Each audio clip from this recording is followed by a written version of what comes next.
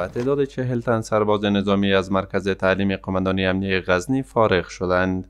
به گفته مسئولین، این سربازان بعد از اتمام دوره 1 ماهه از بخش تعلیمات فکری و نظامی فارغ و مصدر خدمت در جامعه قرار گرفتند.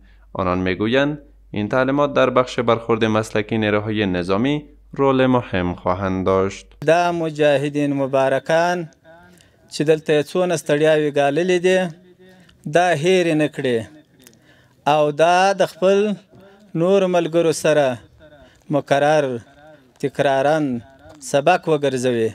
الحمدلله نن ورځ 40 تنه ساتونکي فارغ شول چې د مختلفو جزتامه او د هغه د افزو مدت 4 هفته دغه سربازانو ته موږ تدریس ورکړی په بخش د تکتیکي پولیس، جم نظام، تخنیکي اسلحه او د پولیسو برخورد له خلکو سره موږ دوی ته تدریس کړی، تعلیمات هم ورکړي په عملی او نظری برخه کې. در همین حال سربازان فارغ شده از مساعد شدن زمینه تعلیمات دینی و نظامی خوشحالند و از مسئولین میخواهند که زمینه فراگیری تعلیمات بیشتر را برای آنان فراهم کنند.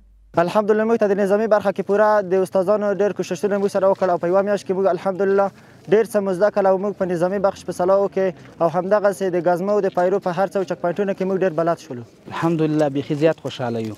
بیا هم له مشرانو چې ډېر هغه د تمنا ده چې موږ او نورو مجاهدینو ته نورو سربازانو ته ښه د ورکشاپونه او سمینارونه په کار واچوي او زده کړې ترسره کړي. به گفته مقامات امنیتی در غزنی این 4مین دور فراغت نظامیان است که از بخش تعلیمات عقیدوی و نظامی از مرکز تعلیمی قماندانی امنیه این ولایت فارغ می شوند.